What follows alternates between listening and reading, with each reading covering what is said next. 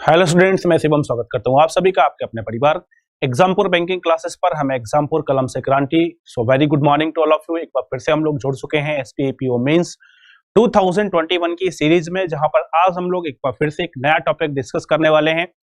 जैसा कि आपको मैंने पहले से ही बता रखा है कि किस तरीके से हम लोगों को चीजों को डिस्कस करना है। ज्यादातर समय हम लोगों को जो देना है को अपना डेटा इंटरप्रिटेशन को देना है, लेकिन उसके साथ साथ जो अदर टॉपिक है वो भी हमारे लिए उतना ही इंपॉर्टेंट है। जैसा कि कल की अगर मैं बात करूं तो कल मैंने आपको न्यू पैटर्न नंबर सीरीज कराया था। मुझे पूरा भरोसा है कि आपको यार बहुत मजा आया होगा, उसमें बहुत अच्छे से आपने उसकी प्रैक्टिस भी कर ली होगी। तो ऐसे ही एक और टॉपिक है जो आपको काफी ज्यादा देखने को मिलता है अगर हम लोग बात करें एग्जाम की, तो एग्जाम में, ठीक है। और वो टॉपिक आपका कौन सा है बच्चा? वो टॉपिक आपका जो है वो है डेटा सफिशिएंसी, ठीक है। अगर आप देखेंगे सिलेबस में तो साफ साफ लिखा है डेटा इंटरप्रिटेशन है डेटा एनालिसिस, और डेटा एनालिसिस का पार्ट है डेटा सफिशिएंसी।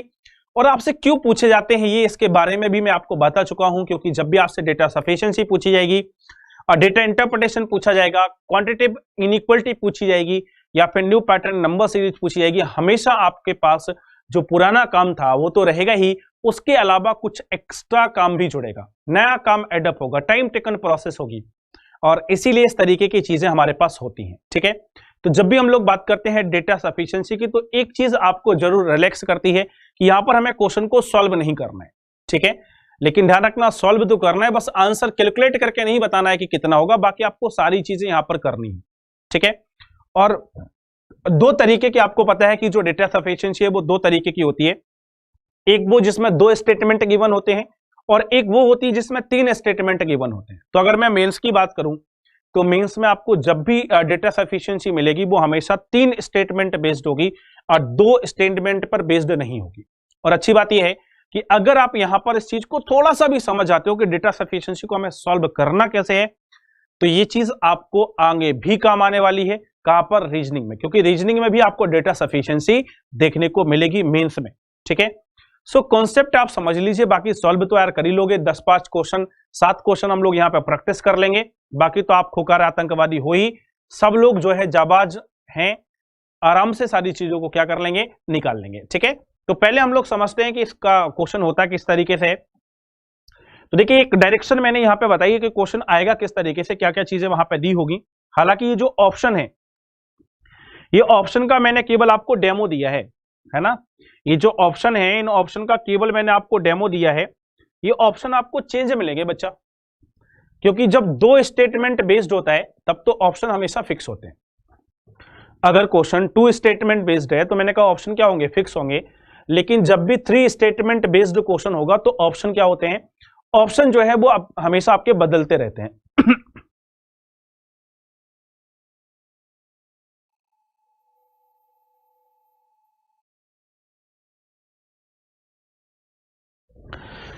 चले, तो यहां पे मैं आपको बता रहा था कि देखिए, जब 3 स्टेटमेंट बेस्ड क्वेश्चन होगा तो ऑप्शन जो है वो हमेशा क्या होते रहेंगे, बदलते रहेंगे, क्योंकि जैसा क्वेश्चन होगा उस क्वेश्चन के अकॉर्डिंग वहां पे क्या होंगे, ऑप्शन फ्रेम होंगे। लेकिन फिर भी हम लोग यहां पे पढ़ लेते हैं, थोड़ा आइडिया आपको लग जाएगा। देखिए, कहा गया है any 2 of them is sufficient. हमसे एक क्वेश्चन पूछा गया होगा, उस क्वेश्चन के लिए कुछ कथन हमारे पास होंगे, यानी कुछ डेटा हमारे पास होगा, स्टेटमेंट के माध्यम से दिया होगा, पहला स्टेटमेंट, दूसरा स्टेटमेंट, तीसरा स्टेटमेंट। तो यहां पे ये बता रहा है कि कोई भी दो सफिशिएंट है आंसर देने के लिए, मतलब चाहे पहला दूसरा ले लो, चाहे दूसरा तीसरा ले लो, और चाहे तीसरा और पहला ले लो, तीन में से कोई भी दो ले लो, जो क्वेश्चन पूछा गया होगा उसका आंसर मिल जाएगा। ऐसा इन्होंने इस ऑप्शन में बताया। अगला ऑप्शन कह रहा है कि ओनली का मतलब केवल और केवल पहला और दूसरा, इसके अलावा और किसी से भी आंसर नहीं आएगा। ओनली का मतलब केवल जब पहले और दूसरे को आप कंबाइन करोगे तो ये दोनों ही आपके लिए सफिशिएंट होंगे आंसर देने के लिए, इसके अलावा और कोई नहीं होगा, ठीक है। मतलब तीसरा वाला नहीं होगा, सीधा आप कह सकते हैं। अगला कह रहा है all the 3 statement are required, मतलब जब तीनों के तीनों स्टेटमेंट से आप आंसर निकालोगे तो आप कहोगे all the 3 statements are required, ठीक है। इसके बाद अगर हम लोग बात करें तो answer can't be found even using all the 3 statement, किसी से भी आंसर नहीं निकलेगा। और यहां पे इन्होंने कहा कि केवल दूसरा और तीसरा स्टेटमेंट रिक्वायर्ड है। तो इस तरीके की मैंने केवल एक आपको डेमो दिया है कि किस तरीके के ऑप्शंस जो है वो आपको देखने को मिलेंगे। सीधा हम लोग क्वेश्चन पे पहुंचते हैं, और मैं आपको तरीका बता रहा हूं कि आपको किस तरीके से क्वेश्चन को सॉल्व करना है, ठीक है। तो ये पहला क्वेश्चन आपके सामने है। देखो आप करोगे क्या, पहला स्टेटमेंट है, दूसरा स्टेटमेंट है और तीसरा स्टेटमेंट है। सॉल्यूशन का तरीका क्या होगा, पहले आप पहला स्टेटमेंट चेक करोगे कि जो भी क्वेश्चन है उससे आपका आंसर आ रहा है या नहीं आ रहा है। तो क्या होगा, या तो पहले से आंसर आ रहा होगा या नहीं आ रहा होगा, दो ही चीजें होंगी ना, या तो पहले स्टेटमेंट से आंसर आएगा या फिर नहीं आएगा। देखिए जब आंसर पहले स्टेटमेंट से आ जाता है तो अक्सर आप एक गलती करते हो, आप दूसरा स्टेटमेंट और तीसरा स्टेटमेंट चेक ही नहीं करते, आप सोचते आंसर आ गया खत्म। ऐसा नहीं करना है। अगर पहले स्टेटमेंट से आंसर आ गया तब भी आपको दूसरा चेक करना है, तब भी आपको तीसरा चेक करना है। देखो पहले से नहीं आया तो फिर तो आप दूसरा तीसरा चेक कर रहे होगे, यहां पे बताने की जरूरत नहीं है। लेकिन अगर पहले से आंसर आ गया तब भी आपको दूसरा चेक करना है, तब भी आपको तीसरा चेक करना है। तो कितना काम करना होगा, देखेंगे पहले से आंसर आ रहा है या नहीं आ रहा है, दूसरे से आ रहा है या फिर नहीं आ रहा है, तीसरे से आ रहा है या फिर नहीं आ रहा है। ये बातें आपको चेक करनी है, ठीक है। फिर काम क्या होगा, फिर काम होगा कि जो पहला और दूसरा है इन दोनों को जब आप कंबाइन करेंगे तो आ रहा है या फिर नहीं आ रहा है। जब आप दूसरे और तीसरे को कंबाइन करेंगे तो आंसर आ रहा है या फिर नहीं आ रहा है। जब आप तीसरे को और चौथे को कंबाइन करोगे तो आंसर आ रहा है या फिर नहीं आ रहा है।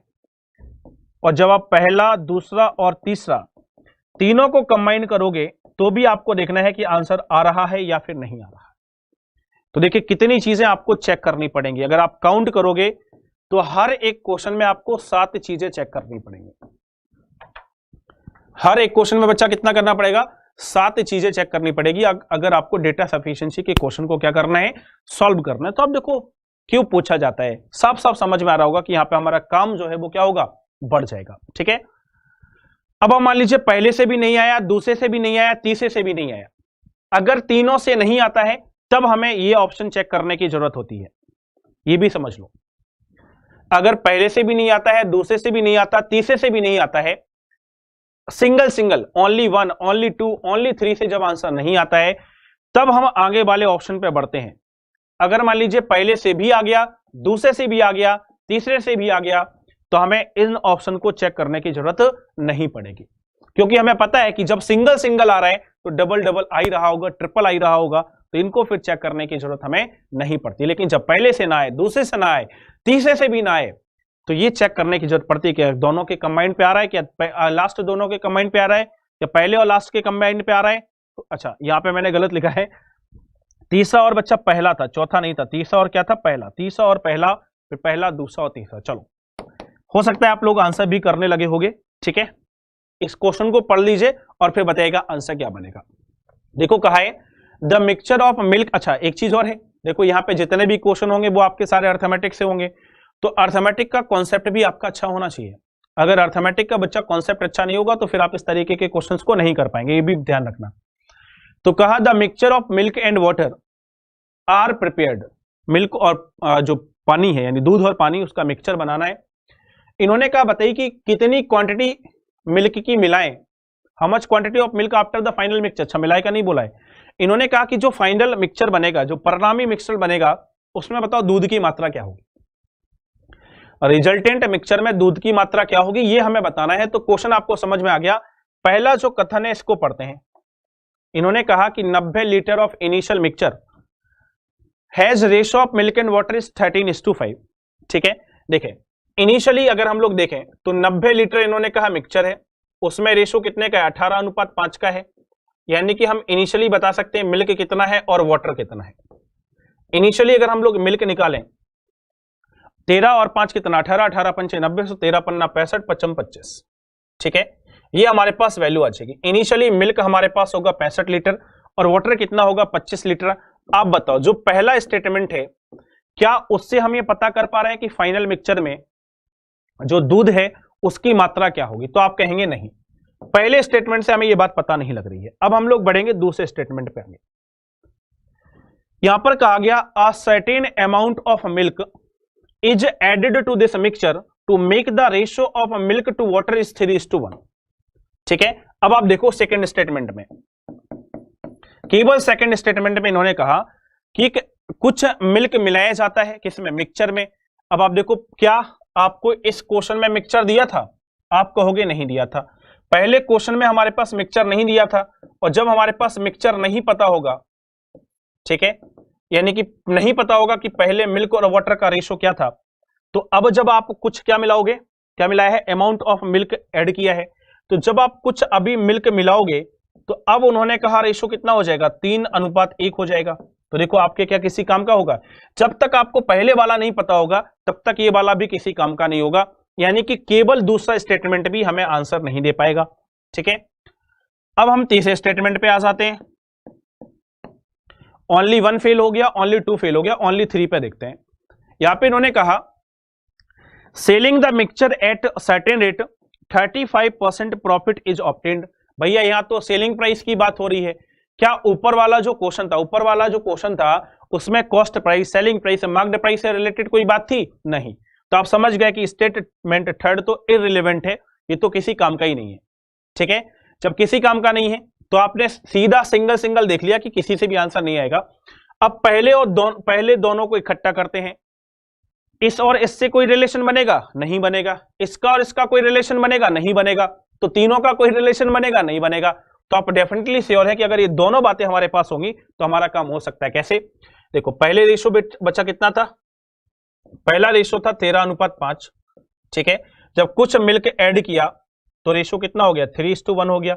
अब देखो, मिल्क ऐड किया, इसका मतलब वाटर में कोई परिवर्तन नहीं होगा।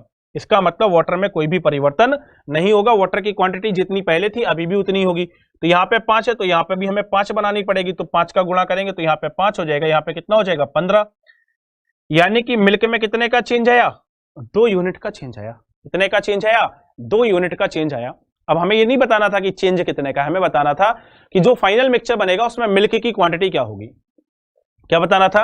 जो फाइनल मिक्सचर होगा उसमें मिल्क की क्वांटिटी क्या होगी, ये हमें बताना था। अब आप देखो कि क्या हम इससे ऐसा कुछ निकाल सकते हैं? जल्दी से बताओ, क्या हम ऐसा कुछ निकाल सकते हैं कि क्या होगा क्या नहीं होगा इन दोनों से? बाकी से तो किसी से नहीं निकल रहा है, बाकी से तो किसी से भी नहीं निकल रहा है।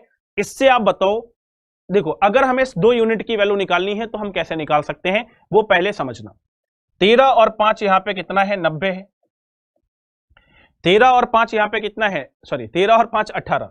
18 बराबर कितने के हैं? 90 के। 18 बराबर कितने के? 90 के। तो 1 बराबर कितने के आएगा? 5 के। अगर 1 बराबर 5 के तो 2 बराबर कितने के हो जाएगा? 10 के हो जाएगा। 2 बराबर कितने के हो जाएगा? 10 के। इसका मतलब 10 मिलाया हमने। तो देखो, पहले मिलके कितना था बच्चा? 65 था। पहले मिलके कितना था? 65। अब हमने कितना मिला दिया? 10 मिला दिया। तो कितना हो जाएगा? 75 हो जाएगा। कितना हो जाएगा? 75। हालांकि देखो, इसको कैलकुलेट नहीं करना था, केवल समझना था। आप इसको देख के ही बता सकते थे कि पहले जो 2 स्टेटमेंट है इससे हम अपने क्वेश्चन का आंसर निकाल सकते हैं। यानी कि जो 1 और 2 जो है, दोनों स्टेटमेंट को मिला के इस क्वेश्चन का आंसर निकाला जा सकता है। ठीक है, तो इस क्वेश्चन का आंसर क्या हो जाएगा? फर्स्ट प्लस सेकंड, इन दोनों को मिला के आप इसका क्या निकाल सकते हैं? आंसर निकाल सकते हैं। इससे रिलेटेड जो ऑप्शन आपको मिलेगा ऑप्शंस में, वो हमारा क्या बन जाएगा? आंसर बन जाएगा। ठीक है, चलो बढ़ते हैं अगले क्वेश्चन पे। Example number 2। अब बनाइए इसको जल्दी से। अब सभी लोग जल्दी से बनाएंगे इसको और बताएंगे क्या बनेगा आंसर।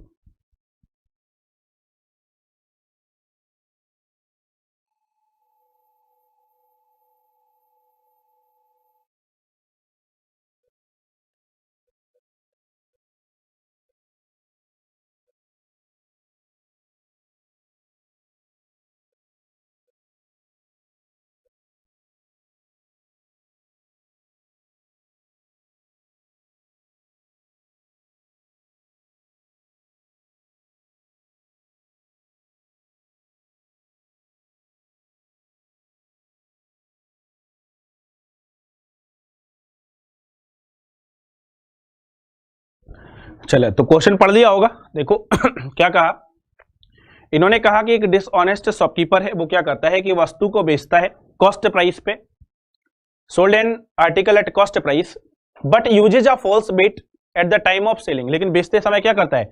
गलत बाट का प्रयोग करता है, गलत भार का प्रयोग करता है। तो इन्होंने कहा कि बताओ उसका प्रॉफिट परसेंट क्या होगा। ये बात तो आपको समझ में आ गई। अब देखो, आप बताओ, जब गलत बाट का प्रयोग करता है तो प्रॉफिट परसेंट कब निकाल पाते हैं? जब आपको यह बात पता हो कि किस वैल्यू की जगह कितना तोला गया है। 1000 ग्राम की जगह कितना दिया, अगर आपको जिस भी स्टेटमेंट में ये बात पता लग जाएगी वहीं पे आप क्या निकाल लोगे, प्रॉफिट परसेंटेज निकाल लोगे। तो चले भैया पहला स्टेटमेंट पढ़ते हैं। इन्होंने कहा the cost price of article is 50 रुपए प्रति किलो। बताओ क्या इससे कोई फायदा होगा, नहीं, तो पहले स्टेटमेंट से आंसर नहीं आएगा। दूसरा स्टेटमेंट पढ़ते हैं भैया। दूसरा स्टेटमेंट यहां पे कहा गया कि जो शॉपकीपर है वो 20% कम भार का यूज करता है, कब, बेचते समय।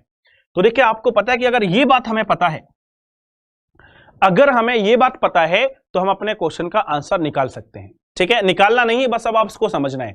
लेकिन ध्यान रखना, ये गलती मत करना कि आपने पहले से नहीं आया, दूसरे से आया, आपको हो ओनली 2 आंसर। ना बच्चा, अभी आपको तीसरा भी चेक करना है, अभी आपको तीसरा भी चेक करना है। करते हैं। इन्होंने कहा कि shopkeeper sold article at 50% above the cost price and give a discount of 20%। अब देखो यहां पे इन्होंने कहा कि यदि जो शॉपकीपर है वो आर्टिकल को 50% ज्यादा पर बेचे, किससे, कॉस्ट प्राइस से, ठीक है, और 20% का उस पर क्या कर दे, डिस्काउंट दे दे। तो अब बताओ क्या इस स्टेटमेंट को अगर आप अकेले देखोगे तो क्या ऊपर वाली बात से ये रिलेट करता है? जल्दी से बताओ, ऊपर वाला जो स्टेटमेंट है उससे क्या ये रिलेट करता है? देखो इससे हम क्या निकाल सकते हैं, इससे हम सीपी निकाल सकते हैं, एसपी निकाल सकते हैं। लेकिन ऊपर तो उन्होंने कहा कि भैया उल्लू बना रहा था, उल्लू बना रहा था। अगर उल्लू बना रहा था तो क्या इससे हमें वो चीज मिल सकती है? यहां पे उल्लू बनाने वाली बात की गई, कोई नहीं की गई भैया, चीटिंग वाली कोई बात ही नहीं हुई। इसका मतलब इससे भी हमें ये उत्तर नहीं मिलेगा जो उन्होंने कहा था। ठीक है, तो देखो ना तो इससे आया, इससे आ रहा है, ना ही इससे आ रहा है, तो एक से आ गया। मैंने आपको देखो एक बात और बताई थी कि जब इनमें से किसी से भी ना आए तब हमें कंबाइंड करने की जरूरत पड़ती है। क्या करती है? तब हमें कंबाइंड करने की जरूरत पड़ती है। लेकिन इनमें से एक से तो आंसर आ रहा है, तो क्या कंबाइन करने की जरूरत है? नहीं। आप कहेंगे कि सर जो ओनली 2 है ये हमारा क्या बन जाएगा, आंसर बन जाएगा। ओनली जो 2 है ये हमारा क्या बन जाएगा, आंसर बन जाएगा। तो ओनली 2 हमारे यहां पे क्या हो जाएगा, सही हो जाएगा। सॉल्व करने की जरूरत नहीं है कि कितना आएगा। चलो अगला क्वेश्चन आपके पास है, एग्जाम्पल नंबर 3। जल्दी से इसको बनाओ और बताओ क्या बनेगा आंसर। देखो आराम से पढ़ना यार, जल्दबाजी नहीं करना, क्वेश्चन को आराम से पढ़ना और ध्यान से बनाना। अगर आप ध्यान से, मैंने कहा मैं कितने क्वेश्चन प्रैक्टिस करा दूंगा आपको, 4, 5, 6, 7, मैक्सिमम 10 हो जाएंगे। इससे ज्यादा तो मैं आपको प्रैक्टिस कराऊंगा नहीं, प्रैक्टिस आपको ही करनी पड़ेगी। मैं केवल आपको तरीका बता रहा हूं कि किस तरीके से आपको चीजों को सॉल्व करना है। ठीक है, चलो एग्जाम्पल नंबर 3 है, देता हूं पूरा पूरा 1 मिनट, आपको आराम से सॉल्व करना और बताना क्या बनेगा इसका answer.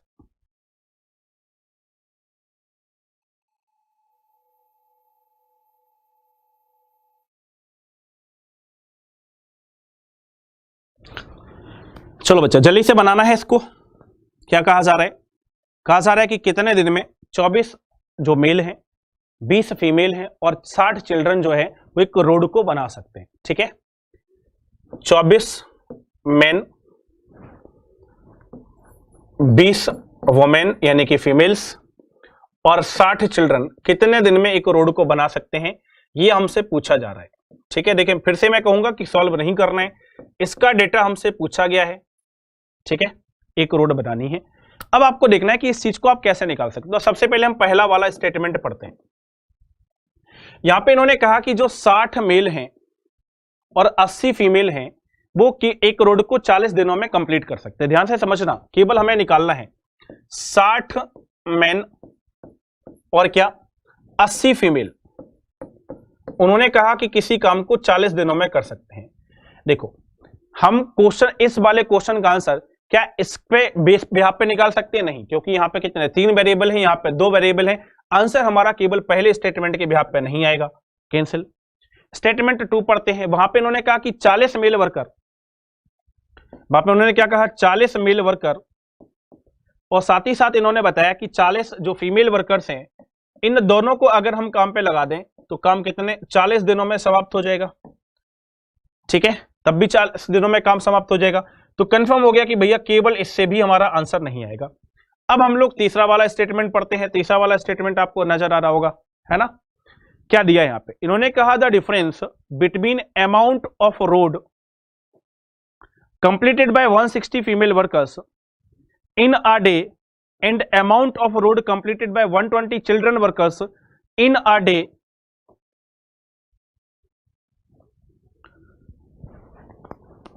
Is equal to amount of road completed by 30 male workers and 40 female workers together in a day. देखो बच्चा क्या बात इन्होंने बताई है तीसरे स्टेटमेंट में। ये पहला स्टेटमेंट था, ये दूसरा स्टेटमेंट था, अब हम लोग तीसरे स्टेटमेंट पे आते हैं। तीसरे स्टेटमेंट में इन्होंने क्या कहा उस बात को ध्यान से समझना। इन्होंने कहा the difference between amount of road completed by 160 females in a day, 160 female के द्वारा जो एक दिन में काम किया गया उसका अमाउंट, ठीक है, और amount of road completed by 120 children worker in a day, 120 children के द्वारा एक दिन में जो काम किया गया उसका, is equal to the amount of road completed by 30 male workers, 30 male workers और कितने दिनों में उन्होंने, and 40 female workers in a day, and 40 female workers in a day, 40 female workers in a day, यानी इनका भी कितने का है, एक दिन का है। चलो ये सभी अमाउंट यहां पे बच्चा क्या है, बराबर है, ये सभी अमाउंट यहां पे क्या है, बराबर है, ठीक है। चलें अब आप देखो केवल इस तीसरे स्टेटमेंट को देखना, इन दोनों से हम क्या निकाल सकते हैं, फीमेल और चिल्ड्रन का रेशो बता सकते हैं। बताओ बता सकते हैं कि नहीं, आप कहोगे बिल्कुल बता सकते हैं। कितना आ जाएगा अगर हम निकालेंगे तो 4 तिया 12, 4 चौको 16, ये हमारे पास यहाँ पे एफ और सी का रेशो आ जाएगा कि नहीं, आप कहोगे हाँ।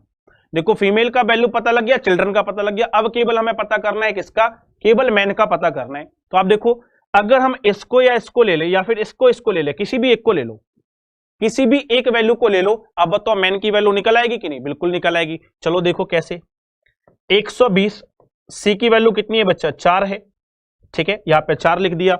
अगर हम एम की वैल्यू की बात करें तो कितनी है पता नहीं, तो यहाँ पे 30 एम तो ऐसे ही आएगा। अगर हम एफ की वैल्यू की बात करें तो कितनी है, 3 है, तो यहाँ पे कितना हो जाएगा, 120 हो जाएगा, ठीक है। अब हम इसको सॉल्व करते हैं, तो ये 120 वहां पे जाएगा तो 120 का 3 गुना बचेगा, 120 का 3 गुना बचेगा, बराबर में आएगा 30 एम। 30 से कितनी बार हो जाएगा, 4 बार, तो एम की वैल्यू बच्चा कितनी आ जाएगी, 12। एम की वैल्यू कितनी आ जाएगी, 12।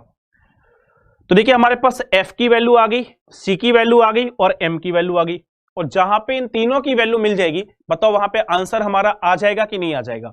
तो ये बात हमें बता रही है कि जो तीसरा स्टेटमेंट है, अकेला जो तीसरा स्टेटमेंट है वो सफिशिएंट है हमारे आंसर को करने के लिए, हमें पहले और दूसरे स्टेटमेंट की जरूरत नहीं पड़ेगी, केवल हम तीसरे स्टेटमेंट से आंसर निकाल सकते हैं। और जब केवल तीसरे से आ सकता है तो फिर पहला दूसरा दूसरा तीसरा तीसरा चौथा तीसरा पहला, इसको हमें लेने की जरूरत नहीं है। तो यहां पे बच्चा हमारा आंसर क्या हो जाएगा, यहां पर हमारा आंसर हो जाएगा ओनली थर्ड। केवल तीसरे वाले स्टेटमेंट से हम इस चीज का आंसर क्या कर सकते हैं, फाइंड आउट कर सकते हैं। बोलो जल्दी से बताओ, कर लेंगे सभी लोग या नहीं कर लेंगे, आप कहोगे सर कर लेंगे, ठीक है, कोई भी दिक्कत यहां पर नहीं है। देखो क्या आंसर होगा, ध्यान रखना, क्या आंसर होगा इससे मतलब नहीं है, अच्छी बात यही है, क्या आंसर होगा इससे मतलब नहीं है, लेकिन निकाल सकते हैं या नहीं निकाल सकते हैं इससे जरूर आपका मतलब होगा। चलो अगला बनाओ, एग्जाम्पल नंबर 4। एग्जाम्पल नंबर 4 आपके सामने है, जल्दी से इसको बनाना है और बताना है कि इसका जो आंसर बनेगा वो क्या बनेगा, फटाफट से।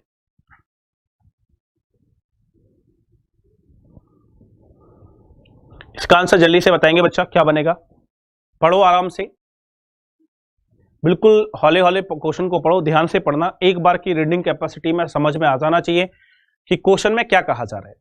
कहा गया है what is the total number of male candidates appeared from state B and A together, ठीक है, टोटल मेल बताने हमें कहां से, स्टेट बी से और स्टेट ई से। पहला स्टेटमेंट पढ़ते हैं, पहले स्टेटमेंट में क्या कहा, उन्होंने कहा number of female candidate appeared from state A is 880। Confirm हो गया कि पहले वाले से उत्तर नहीं आएगा, जो बात उन्होंने पूछी है उसकी, ठीक है। दूसरे में उन्होंने कहा कि number of male candidate appeared from state D is this, इसका मतलब दूसरे से भी हमें उस क्वेश्चन का आंसर नहीं मिलेगा जो उन्होंने कहा है। अब हम तीसरे पे आ जाते हैं, ठीक है। तीसरे में उन्होंने कहा कि ratio of the number of male candidates appeared from state C and from state D is this, ठीक है, यानी कि अकेले हमारे तीसरे वाले से भी आंसर नहीं आएगा। तो देखो इन तीनों से अकेले अकेले आंसर तो नहीं आया, इसका मतलब सभी को हम कंबाइन करके देखेंगे, क्या करेंगे, सबको हम कंबाइन करके देखेंगे। तो देखिए यहाँ पे ए है, बी है, सी है, डी है और ई है, ये सारे लोग हमारे पास है, डी है और ई है, ये सारे लोग हैं। इनमें हमारे पास मेल है और क्या है, फीमेल है। ठीक है, सबकी हम वैल्यू निकालने की कोशिश करते हैं। पहले इन्होंने कहा कि स्टेट ए की जो फीमेल्स है वो कितनी है, 880। जो जो डेटा हमें दिया जा रहा है उसको हम फिल करते जाएंगे। इन्होंने कहा कि डी में जो मेल कैंडिडेट है वो कितने हैं, 1696 है। चलो भैया इनको फिल कर लिया। ठीक है, और क्या बताया तीसरे वाले में, तीसरे वाले में इन्होंने बताया कि जो मेल है सीके और डीके, सीके और डीके जो मेल है उनके बीच अनुपात दिया है, सी और डी के मेल के बीच अनुपात दिया है 117 और कितने का, 53 का।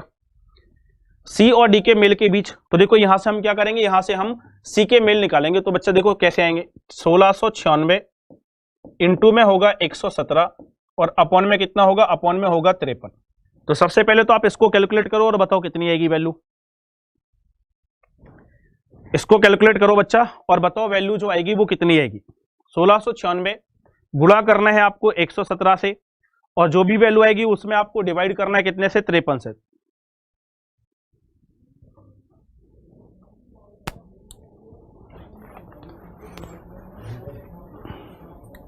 अच्छा नहीं ना नहीं, एक एक एक एक मिनट, एक मिनट, एक चीज गलत यहां पे मैंने कर दी है। नहीं 53 यूनिट की ही वैल्यू तो दी थी हमें, बिल्कुल 53 यूनिट की वैल्यू थी। नहीं नहीं कुछ गलत नहीं है, सही है। ठीक है, 53 यूनिट की ही वैल्यू हमें दी थी, सही है। 1696 दी थी, ये भी सही है। ठीक है, 1696 दी थी, ये भी हमारे पास सही है। तो 1696 में 117 का गुणा करो और जो भी वैल्यू आएगी उसमें डिवाइड करो कितने से, 53 से। ठीक है, तो इसको जब आप सॉल्व करोगे बच्चा, सही है, ये कुछ गड़बड़ नहीं है। तो इसको जब आप सॉल्व करोगे तो ये आ जाएगा 3744। कितना आ जाएगा, 3744। करके देख लीजिएगा, ये इतनी वैल्यू आ जाएगी। अब आप देखो तीनों स्टेटमेंट का हमने यूज कर लिया है। क्या कर लिया है, तीनों स्टेटमेंट का हमने यूज कर लिया है। आप बताओ क्या हमारे पास बी के मेल मिलेंगे, आप कहोगे नहीं मिलेंगे। क्या हमारे पास ई के मेल मिलेंगे, आप कहोगे नहीं मिलेंगे। ना तो बी के मेल मिले ना ही ई के मिले, जबकि हमने तीनों स्टेटमेंट का यूज कर लिया है, पहले का भी, दूसरे का भी और तीसरे का भी। तो आप देखो यहां पे तीनों के तीनों भी अगर आप मिला दो तो भी हमारे पास उत्तर नहीं आ रहा है। दैट मींस यहां पर हमारा आंसर क्या होगा, यहां पर हमारा आंसर होगा नन। यहां पर बच्चा हमारा आंसर क्या हो जाएगा, नन आंसर हो जाएगा। मतलब कोई भी जो स्टेटमेंट होगा वो आपके लिए सफिशिएंट नहीं होगा। ठीक है, चलो बढ़ते हैं अगले क्वेश्चन पे आगे। एग्जाम्पल नंबर 5, एग्जाम्पल नंबर 5 आ चुका है। जल्दी से इसको बनाएंगे और बताएंगे क्या बनेगा आंसर एग्जाम्पल नंबर 5 का। पूछा गया है द ट्रेन, अच्छा यहां पे सीधा पहला स्टेटमेंट ही दिया है। चलो यहां पे क्वेश्चन तो लिखा नहीं बच्चा, क्या पूछा, चलो एक बार मैं देख लेता हूं यहां पे क्वेश्चन क्या मिस हुआ है कुछ, क्योंकि यहां पर उन्होंने को पूछना चाहिए था कि क्वेश्चन में जो है हमसे क्या पूछा गया है।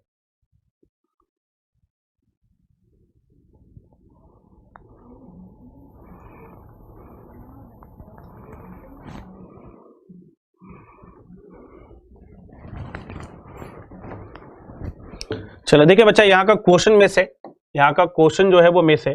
तो मैं क्या करूंगा, आप चेक कर लेना, इसमें मैं जब पीडीएफ दूंगा तो यहाँ पे एग्जांपल नंबर 5 में पूछा क्या गया है वो मैं आपको बता दूंगा। बाकी पहला, दूसरा और तीसरा स्टेटमेंट है, इनका यूज करके आपको आंसर बताना पड़ेगा। ठीक है, तो अभी मैं इसको हटा रहा हूं। अगला क्वेश्चन हम लोग लेके चल रहे हैं एग्जाम्पल नंबर 6, इसको आप बनाइए।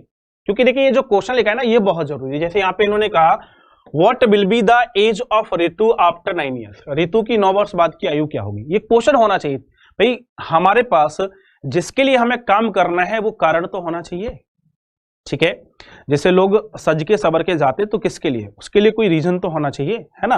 वैसे यहां पे है कि जो आप तैयारी कर रहे हो, जो आप चीजें निकालना चाहते हो वो किसके लिए निकाल रहे हो, उसके लिए कोई ना कोई रीजन होना चाहिए। ठीक है, तो यहां पे पहला स्टेटमेंट दिया, देखो ये पहला स्टेटमेंट है। पहले स्टेटमेंट में इन्होंने कहा कि सुषमा जो है वो बड़ी है किससे, रवि से, और उतनी ही बड़ी है जितनी ऋतु छोटी है किससे, अखिल से। इन्होंने कहा कि सुषमा, ठीक है, सुषमा के बारे में बताया गया कि सुषमा रवि से उतनी ही बड़ी है जितनी ऋतु अखिल से छोटी है। मतलब ऋतु अगर अखिल से 1 साल छोटी है तो सुषमा रवि से 1 साल क्या होगी, बड़ी होंगी। ठीक है, लेकिन इससे क्या आंसर मिलेगा, नहीं मिलेगा बच्चा। चलो दूसरा स्टेटमेंट देखते हैं। इन्होंने कहा कि अखिल का और रवि का जो औसत आयु है वो 28 है। चलो ठीक है, क्या अकेले इस स्टेटमेंट से आंसर आएगा, नहीं आएगा। तीसरा स्टेटमेंट पढ़ लेते हैं भैया। तीसरे में क्या कहा तीसरे में कहा कि जो ऋतु है और जो सुषमा है उनकी आयु का अनुपात है 5:9।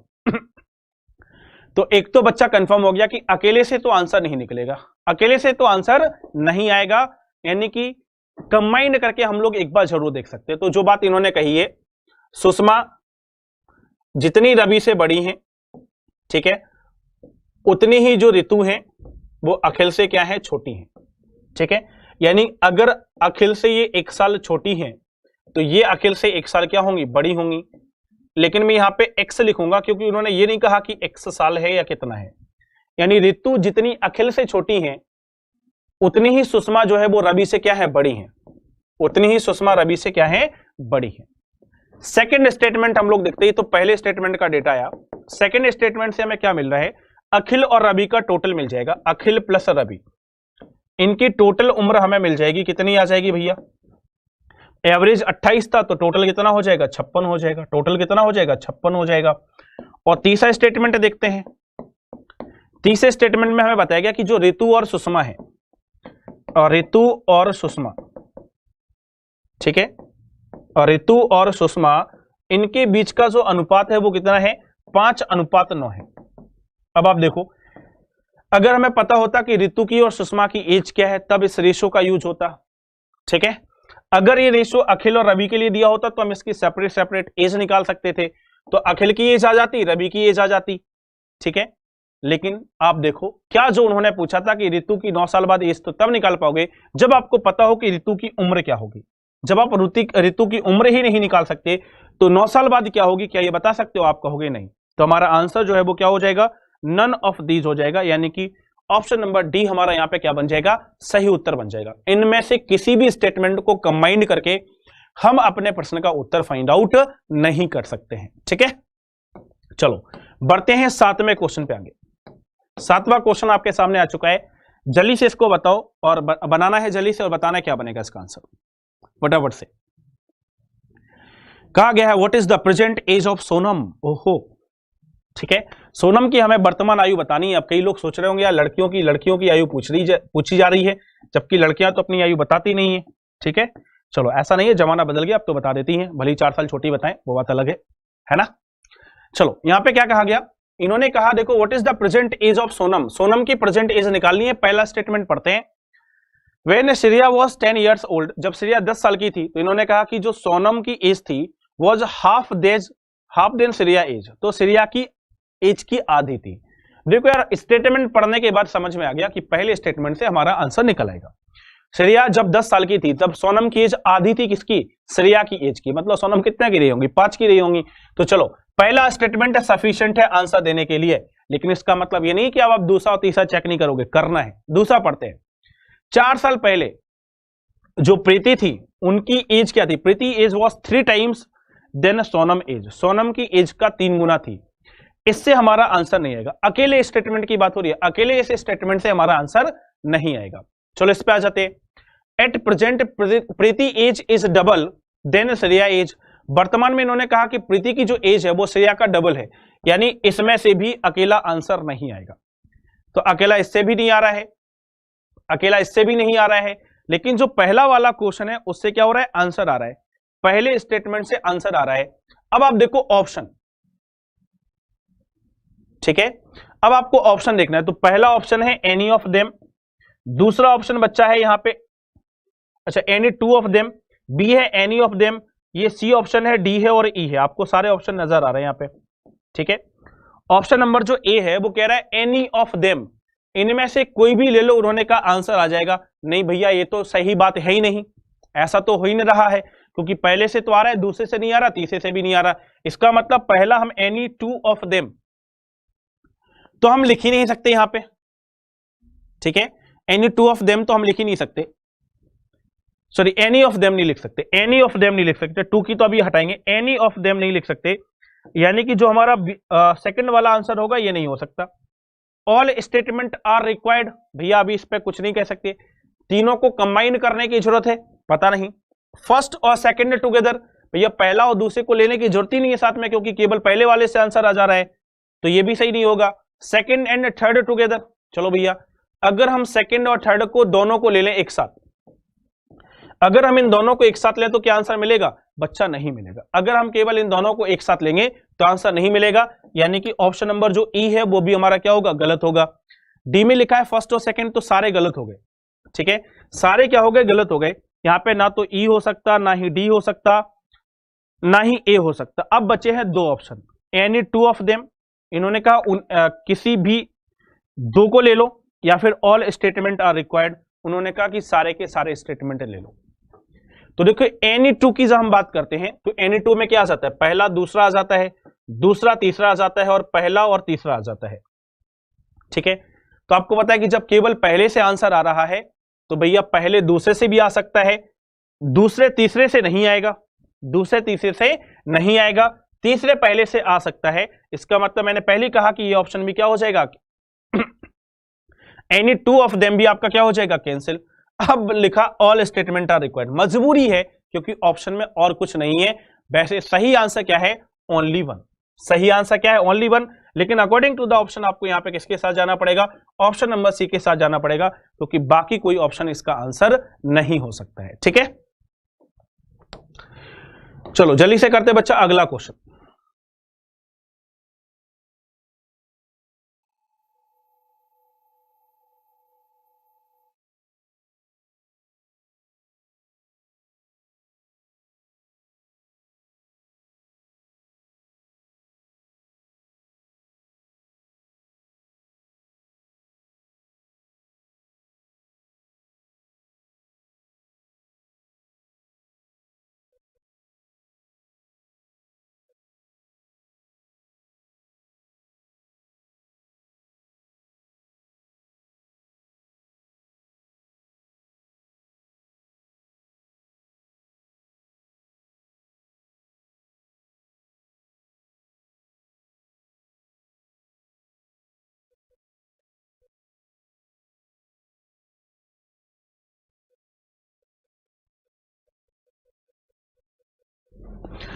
चले बच्चा, तो आठवां क्वेश्चन आपके सामने स्क्रीन पर है। जल्दी से आपको इसको क्या करना है, बनाना है और फटाफट से बताना है इसका आंसर क्या बनेगा। देखो क्या पूछा गया, यहाँ पे कहा था what is the length of the train travelling at uniform speed. एक ट्रेन यूनिफॉर्म स्पीड से जा रही है, उसकी लेंथ क्या होगी ये हमें बताना है।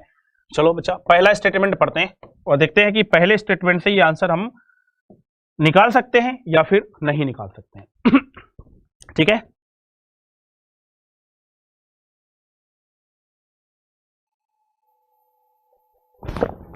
कहा गया है the train crossed another train moving in the opposite direction in 20 second. इन्होंने कहा कि जो ट्रेन है वो दूसरी ट्रेन को अपोजिट डायरेक्शन में क्रॉस करती है 20 सेकंड में। देखो पहले वाले स्टेटमेंट से आपको क्या बातें पता लग रही है, आपको पता लग रहा है L1 plus L2 upon S1 opposite direction में है तो प्लस S2 आ जाएगा बराबर में 20 सेकंड। बताओ क्या यहां से आप बता पाओगे कि जो लेंथ होगी ट्रेन की वो क्या होगी, आप कहोगे नहीं। चलो सेकंड वाला स्टेटमेंट देखते हैं क्या कहा। इन्होंने कहा कि the train crossed a bridge of length 500 metre in 40 second. देखो यहां पे हमें बताया गया कि जो L1 है वो 500 मीटर की ब्रिज को क्रॉस करता है और कितने सेकंड में करता है, तो उसकी इंफॉर्मेशन हमें दी है 40 सेकंड में करता है। अगर हम केवल इस इंफॉर्मेशन को देखें तो क्या केवल इस इंफॉर्मेशन से हमारा आंसर निकलेगा, आप कहोगे नहीं निकलेगा, ना तो इससे निकलेगा ना केवल इस इंफॉर्मेशन से निकलेगा। तीसरी इंफॉर्मेशन देखते हैं, जो तीसरी इंफॉर्मेशन उसमें क्या कहा, the train overtook a bike going at 60 kilometre per hour in 2 minute. चलो ये भी बताया, देखो बाइक तो ट्रेन के कंपैरिजन में बहुत छोटी होती है, तो L1 प्लस 0 ओवरटूक जब हम करते हैं तो दोनों की डायरेक्शन क्या होती है, सेम होती है, यानी कि S1 माइनस कितना आएगा 60 आएगा और बराबर में 2 मिनट है तो 2 बाई यहां पे क्या कर लेंगे हम लोग 60 कर लेंगे, नहीं मिनट से सेकंड्स में ही बनाते हैं क्योंकि बाकी सारा डेटा में किस में दिया है, सेकंड में। तो 2 मिनट का मतलब हो गया 120 सेकंड। कितना हो जाएगा 120 सेकंड। तो इसको आपको बदलना पड़ेगा 5/18 से गुणा करके मीटर पर सेकंड में। तो ये 3 इंफॉर्मेशन हमारे पास हैं भाई। अब आपको देख रहा है कि हम आंसर क्या अकेले तीसरे वाले से निकाल सकते हैं, केवल अगर हम इस वाले को सॉल्व कर लें, केवल इस वाले को सॉल्व करें तो भी हमारे पास जो उत्तर है वो नहीं आएगा। अगर हम केवल इस वाले को सॉल्व करें तब भी हमारे पास जो उत्तर होगा वो बच्चा नहीं मिलेगा। अब आपको देख रहा है कि हम जब तीनों से उत्तर नहीं आया तो मैंने कहा कि पहले और दूसरे को कंबाइन करते हैं। मान लीजिए मैंने पहले और दूसरे को कंबाइन किया, अगर मैंने यहां पर पहले और दूसरे को कंबाइन किया तो आप बताओ क्या आंसर मिलेगा। तो आप कहेंगे L1 की जो वैल्यू है यहां से हमारे पास L1 या फिर S1 की वैल्यू L1 के फॉर्म में मिल जाएगी, तो यहां पे रख देंगे, लेकिन ये सारा बनेगा, मतलब पहले दूसरे से भी आंसर नहीं आएगा। अगर हम दूसरा और तीसरा देखें यहां पर, तो देखिए यहां पे हम क्या कर सकते हैं, यहां पे हम L1 की वैल्यू निकाल सकते हैं। निकालना क्या था, लेंथ ही निकालनी थी, तो कोई नहीं, S1 की वैल्यू निकाल लेते हैं। यहां पे S1 की वैल्यू आ जाएगी L1 के फॉर्म में, यहां पे हम S1 की वैल्यू पुट कर देंगे L1 के लिए। तो देखिए जो दूसरा और तीसरा है, अगर हम इन दोनों को कंबाइन करेंगे बच्चा, तो यहां पे हमारा आंसर आ जाएगा दूसरे और तीसरे को कंबाइन करके। क्या इसको और इसको कंबाइन करके आ सकता है, ये और देख लो। अगर हम इसको और इसको कंबाइन करेंगे तो नहीं आएगा, तो दूसरे और तीसरे को कंबाइन जब आप करोगे तो बच्चा आंसर आ जाएगा। यानी कि जो ऑप्शन नंबर बी हमें यहां पे नजर आ रहा है, सेकंड एंड थर्ड ओनली, इससे हमारा क्या बन जाएगा, आंसर बन जाएगा। क्योंकि पहले दो से आ नहीं रहा है, पहले दो से आ नहीं रहा है, तो ये पहला वाला ऑप्शन कैंसिल हो जाएगा। ठीक है, फर्स्ट और थर्ड से भी नहीं आ रहा है तो सी वाला भी कैंसिल हो जाएगा, एनी टू तो बनेगा ही नहीं क्योंकि पहले दो कैंसिल हो गए, तो केवल हमारे पास क्या होगा, सेकंड और थर्ड होगा। सेकंड और थर्ड वाले से हमें क्या मिल जाएगा, आंसर मिल जाएगा। ठीक है, चलो नौवां बनाते हैं। एग्जाम्पल नंबर 9 आपकी स्क्रीन पर है, जल्दी से इसको देखो और बताओ इसका आंसर क्या बनेगा फटाफट से। कहा गया है the cost of a train ticket is 20% more than the cost of a bus ticket. ठीक है भैया, यहां पे कहा गया कि जो ट्रेन की टिकट है और जो बस की टिकट है, ठीक है, तो ट्रेन की टिकट 20% ज्यादा है किससे, बस की टिकट से। चलो भैया ले लिया, यहाँ पे 5:4 का रेशो, सॉरी क्या हो जाता है कभी कभी 20% ज्यादा है ना, तो इसका 5 होगा, इसका क्या होगा 6 होगा, 20% ज्यादा हो गया। और क्या कहा, what percent of the cost of the bus ticket is the air ticket. ठीक है, इन्होंने कहा कि जो बस की टिकट है वो कितना प्रतिशत है एयर टिकट का। तो सिंपल सी बात है, आपको एयर टिकट की भी क्या करनी पड़ेगी, वैल्यू निकालनी पड़ेगी, है ना। अगर आपको एयर टिकट का भी वैल्यू मिल गया तो ये जो पूछा है उन्होंने वो हम लोग निकाल लेंगे। तो पहला स्टेटमेंट हम पढ़ते हैं, इन्होंने कहा कि जो एयर टिकट है वो 10% कॉस्टियर है किससे, ट्रेन टिकट से। चलो भैया, इससे 10% एक्स्ट्रा, इससे 10% एक्स्ट्रा का मतलब कितना हुआ, इससे 10% अगर हम निकालेंगे तो 0.6 आएगा, यानी कि 6.6। तो आप देखो जैसे ही हमारे पास ये आया, यानी कि पहले वाले स्टेटमेंट से हम अपना उत्तर बता सकते हैं जो उन्होंने पूछा है, क्योंकि हमें ये वाली वैल्यू मिल गई है। तो ओनली पहला स्टेटमेंट सफिशिएंट है, लेकिन अभी दूसरा तीसरा भी चेक करना पड़ेगा। चलो भैया दूसरा चेक करते हैं।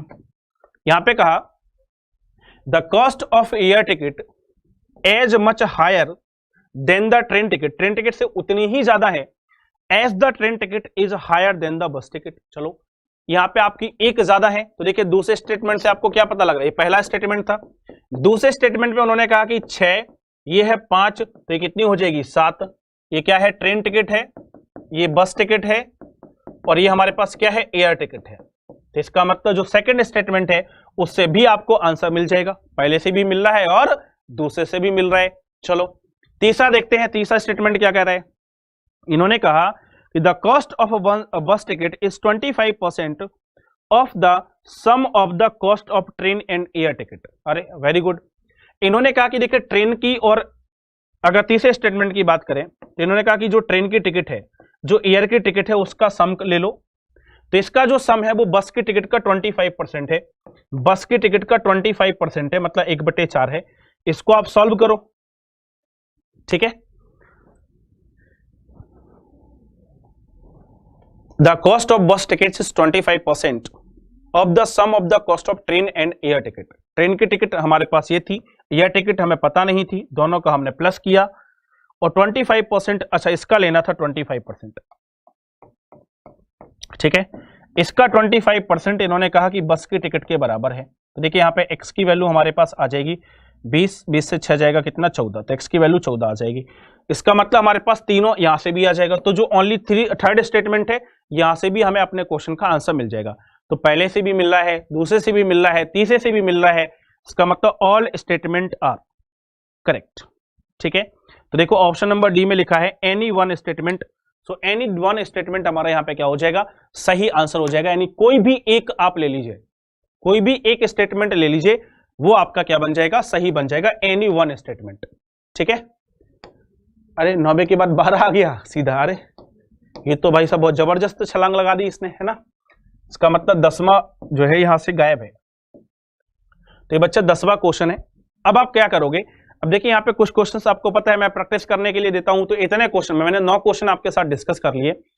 आई होप आपको पूरा का पूरा ये समझ में आ गया होगा कि डेटा सफिशिएंसी का खेल क्या है, किस तरीके से हमें डेटा सफिशिएंसी को क्या करना है, सॉल्व करना है। ठीक है, तो ये कुछ क्वेश्चंस होंगे जो आपको होमवर्क में दे रहे हैं। ये 10वां क्वेश्चन है। ठीक है, इसके बाद फिर यहां पर ये 11वां क्वेश्चन है आपके लिए। ये क्या है, 11वां क्वेश्चन है आपके लिए। ठीक है, इसका स्क्रीनशॉट ले लेना। फिर आपके पास 12वां क्वेश्चन है, इसका स्क्रीनशॉट ले लेना भैया। ठीक है, ये आपके पास 12वां क्वेश्चन है, इसका स्क्रीनशॉट ले लेना। यहाँ पे नंबरिंग साइड गलत हो गई है, सबको सॉल्व करना है और बताना इसका आंसर क्या बनेगा। ठीक है, फिर आपके पास ये 13वां क्वेश्चन है। 92 के बाद ये आपके पास 13वां क्वेश्चन है, इसका आंसर आपको बताना है कि इसका आंसर जो है वो क्या बनेगा, स्क्रीनशॉट लेते जाइएगा। फिर ऐसे ही देख लेना, अगला क्वेश्चन, अगला क्वेश्चन, अगला क्वेश्चन, अगला क्वेश्चन, अगला क्वेश्चन। तो बहुत सारे बच्चा क्वेश्चन है जो आपको क्या करने हैं और प्रैक्टिस करने हैं। ठीक है, तो कुछ क्वेश्चंस जो और होंगे वो हम आपको एज अ पीडीएफ प्रोवाइड करा देंगे, प्रैक्टिस करना। कोई दिक्कत आए किसी क्वेश्चन में तो बच्चा पूछ लेना। बाकी इस सेशन में हम लोग क्या करने वाले हैं, केवल इस सेशन में हम लोग इतना ही रखने वाले हैं। अच्छे से आपको डेटा सफिशिएंसी जो है वो समझ में आ गई होगी। ठीक है, कमेंट करके जरूर बताना बच्चा कैसा लगा आज आपका सेशन, और अच्छे से करके आना इसको एग्जाम में, गलती मत करना। जो बातें मैंने ध्यान रखने योग्य बताई हैं वो सारी बातें आप क्या करेंगे, ध्यान रखेंगे। और कल हम लोग एक और नया चैप्टर लेकर आ रहे हैं, लेकिन उसको अभी नहीं जोड़ेंगे, उसको हम लास्ट के लिए बचा के रखेंगे। फिर से हम वापस आएंगे बेटा डेटा इंटरप्रिटेशन पे। ठीक है, क्योंकि आपको पता है डेटा इंटरप्रिटेशन हमारे एग्जाम में क्या होना है, ज्यादा आना है। तो थोड़ा सा मैंने आपको ब्रेक दिया था डेटा इंटरप्रिटेशन से, और फिर से आपका जो समय है वो वापस से डेटा इंटरप्रिटेशन का आ जाएगा। ठीक है, तो फिर से बच्चा हम डेटा इंटरप्रिटेशन करेंगे, और एक दिन फिर से जब आप डेटा इंटरप्रिटेशन को पढ़ते पढ़ते बोर हो जाओगे तो जो न्यू पैटर्न का इनइक्वालिटी है, नए पैटर्न का जो इनइक्वालिटी आता है, जो क्वांटिटी बेस्ड होता है, जो क्वांटिटी जिसमें दी होती है, उसको हम लोग और प्रैक्टिस करेंगे। ठीक है, उसके क्वेश्चंस जो है वो भी आपको प्रैक्टिस करने के लिए दे दिए जाएंगे, और इस तरीके से हम लोग अपनी तैयारी को जो है वो अंतिम रूप देंगे, यानी अंतिम प्रहार करेंगे। और ये अंतिम प्रहार आपका अंतिम चोट भी होना चाहिए और आपका अंतिम प्रयास भी। ठीक है, ताकि इसी प्रयास में आप सफलता अर्जित कर लो, और जो आपके घर वाले चाहते हैं, जो आपके परिवार वाले चाहते हैं, जो आप चाहते हो, जो मैं चाहता हूं, जो हम सब लोग चाहते हैं, वो आपकी उम्मीदों को एक नए पंख मिल जाए और आप एक नई उड़ान भरें। ठीक है, सो इन्हीं शब्दों के साथ लेता हूं आपसे विदा। मुलाकात होगी कल सुबह 11 बजे और आज दोपहर में 3 बजे। तब तक के लिए अपना ख्याल रखिए, हंसते रहिए, मुस्कुराते रहिए, बने रहिए हमारे साथ। जय हिंद, जय भारत, जय एग्जामपुर, कर विजय एग्जामपुर।